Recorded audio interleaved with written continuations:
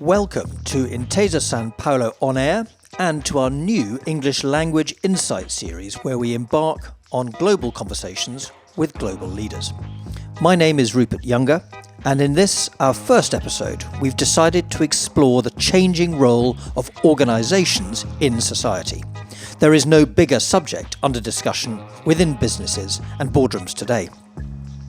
Milton Friedman, the American economist, famously argued in 1970 that the only responsibility of business leaders was to deliver profits to shareholders. He went on to argue that leaders who pursued any other goal were, and I quote, unwitting puppets of the intellectual forces that have been undermining the basis of a free society. Wow, strong stuff.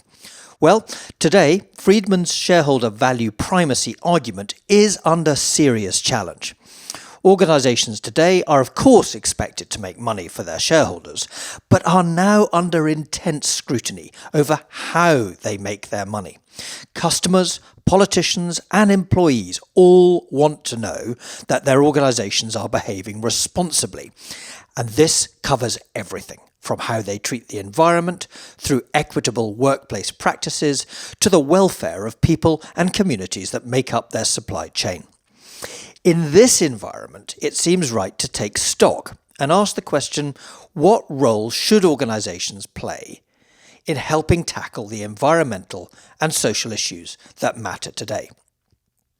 So to deal with the question of this responsibility, we first need to set out the main issues that organisations are expected to deal with. First up is the environment.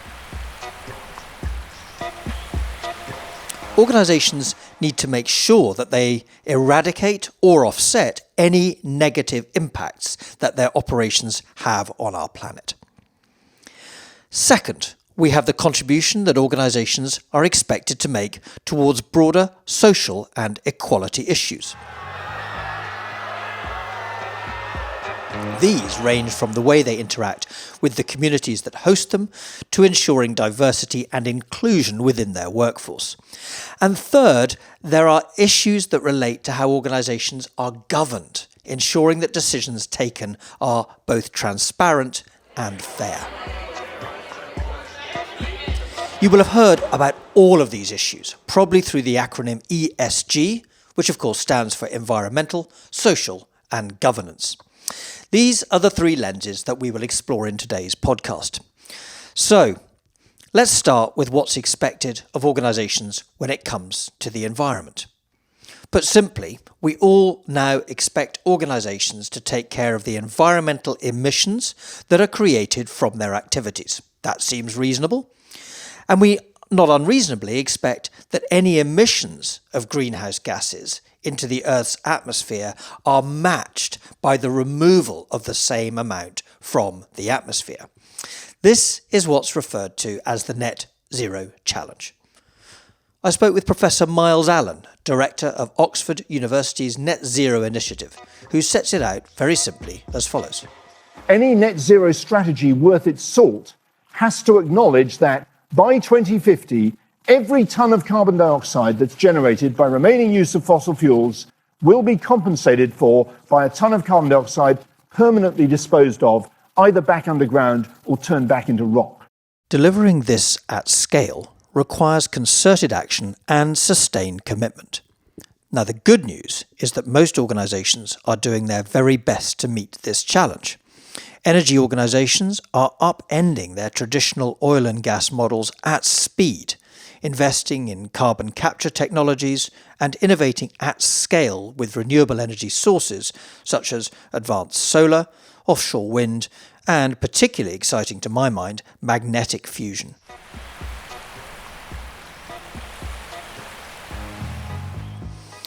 Other organisations are working hard to decarbonise their own operations, working on energy-saving initiatives, responsible sourcing, and increasingly also directly with their customers to encourage the buying of sustainable products. One of the best-known organisations doing brilliant work in this space is Unilever. This is a $50 billion consumer products company. Its products span beauty and personal care, food and refreshment, and home care, including brands such as Dove soap, Hellmann's mayonnaise, and Domestos. 3.4 billion people use their products in nearly every country on the planet every single day. I spoke with Unilever's CEO, Alan Jope, about what they're doing. There's some easy wins. 100% of the electricity that we use in our operations, all our factories, all our data centres, all our warehouses, all our offices are powered by renewable electricity that comes from green sources. And that was really easy to achieve. But it's not going to be enough. We have to fundamentally change some of our business models. One of our divisions we call home care. It's the stuff you use to clean your homes, to clean your clothes, laundry detergent and so on. And basically, it is bottles of petrochemical-based chemistry. And we call that, it's fossil fuel-derived chemicals, and that's one source of carbon. And we've made the commitment that by 2030, 100% of the chemistry in our home care business will not come from fossil fuels. It'll come from green sources of carbon, so nature, blue sources of carbon, the ocean, purple sources of carbon, direct air capture, or grey sources of carbon, recycling. Great stuff. But I believe that it is also accurate to say that pressure to act on environmental issues has now become a truly systemic global issue. This is in fact very encouraging. If we can get scientists, policymakers, organisations as well as financial markets to act together, real progress will be made. One of these systemic organisations is the London Stock Exchange, where green bonds and other sustainable financial instruments are bought and sold every day. Its chief executive, Julia Hoggett, put it very simply when I caught up with her to discuss the role of stock markets in ESG. They work on a very simple premise. They are to connect those who have capital with those who need capital in service of an objective. And there is no higher objective than actually getting to net zero. So to not think that stock exchanges have a critical role is to misthink our purpose. To deliver on this purpose, stock markets like London are helping to develop new accounting standards, without which progress cannot be made. And it's partly because it's acronym soup, and it is also intensely boring to a large number of people who want to think about climate change as polar bears, rather than international accounting standards and taxonomies. But that is actually the pipes and plumbing that has already been created in large measure, not totally, and there's some other fights we still need to have, but to reorientate, to enable that net present value to be calculated in a wholly different way. And we feel that we're at the heart of making sure that that happens. The other critical stakeholder voice, or arguably driver of all this activity, are the world's largest investors. So I spoke with Simpson, Global Head of Sustainability at Franklin Templeton, to understand properly an investor perspective. Anne is something of a rock star in the sustainability movement, having led board governance and sustainability at CalPERS, one of the world's largest asset managers, until earlier this year. Now at Franklin Templeton, she's part of a team deciding on how they should invest the $1.5 trillion of assets that they have under their management in a sustainable way. This matters. Financial markets today have significantly more money than governments at their disposal. And with this scale comes the responsibility to solve some of society's biggest challenges. If you're then thinking about risk, it would be hard to ignore what's going on with climate change. Whether you've been watching things on the television, listening to David Attenborough, or following intergovernmental gatherings like the series of COP meetings over the years that have been convened by the United Nations, government and wider society recognise that climate change is being driven by the impact of human activity. Now, if all of this is starting to sound super complicated, well, maybe. For Oxford's Professor Allen, overcomplication is an unnecessary enemy of progress. He makes a powerful case for the idea that responsibility for environmental emissions should lie with those who create the main high-emission products in the first place. At the end of the day, to stop global warming, we need to decarbonise 4 products: coal, gas, oil and cement. So if we could stop each of those products from causing global warming, we are largely done. So in the end, when you stop and think about this problem at a product level, it's astonishingly simple. So that covers the E in ESG. But what about the S and the G? The S covers the societal themes that organisations are expected to address. And the G covers the way in which organisations behave and act and how they live their values. The first thing that stands out in these areas is that we as a society seem to have made huge strides to move beyond the old model of responsibility as philanthropy. That idea that organisations can simply buy their way to responsibility by funding worthy causes. Today we're seeing the emergence of a much more deliberative set of strategies when it comes to the S and the G of ESG. Organisations today are being asked to demonstrate not just some general sense of commitment to societal well-being. Instead, organisations are being asked to carefully explain how the action that they take is directly relevant to the business that they're in.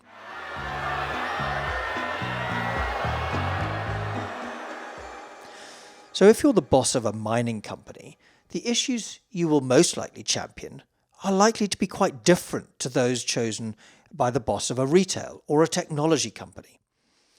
Ultimately, the very best organisations in this space are now realising that doing good business produces good financial performance. The very best organisations link social and governance activities directly and explicitly to their stated purpose. This powerful idea overturns prior thinking that social objectives simply add cost to the organisation. Here is Unilever's Alan Jope on this subject. We are not an NGO. We are strongly driven by a profit motive. But we believe that it's wrong to have a business strategy and a sustainability strategy that are separate. We believe in a multi-stakeholder model where when we take care of our team members, they take better care of our consumers and customers by doing the right thing for our business partners, for society and the planet. Then our shareholders will be preferentially rewarded. There is no trade-off between sustainable business choices and better financial outcomes. And indeed, that is our vision. Our vision is to be the global leader in sustainable business, and in doing so, drive superior financial performance. I have spent many years thinking hard about these issues, studying the drivers of change. It seems clear to me that today investors are key to the momentum that we're now seeing. Now, that is not to say that organisations are not working hard to drive the changes through their own businesses. Far from it, in fact, as we've seen from Unilever and many other major organisations all over the world who are doing brilliant work to become more sustainable. But leaders have in the past been more cautious about major changes in sustainable practices because of a fear that ultimately investors would not approve. Today, that seems to have changed. Investors, far from being the brake on change, are now leading the change. And this is unlocking positive ESG progress at pace. Rather than thinking of ESG, environmental social governance issues, as something off and over here on the side, F for finance has its own special place. We're reframing this sustainable investment agenda as follows. We're saying, okay, there is financial capital. We have to deploy that. We're serving a social purpose by paying pensions and health and education and insurance. These are social goods, very important to society, important to people's welfare. But also, we're coming to realise, there's natural capital. It's never been on the balance sheet. But wow, the atmosphere, biodiversity, the idea of planetary boundaries, which scientists have understood for, since the 1990s, that element of science is now being integrated into investment thinking. And then the third part is simple and obvious, which is human capital. Most of the value in the S&P 500, in fact, around 85% comes from intangible value, as it gets called in accounting. But this is really all the stuff that people do. The management of these three forms of capital in a holistic way, investors are realizing that's how you get the long-term value creation that, for example, a pension fund or a long-term investment manager will need to take care of their clients or to take care of their beneficiaries. So, what's next?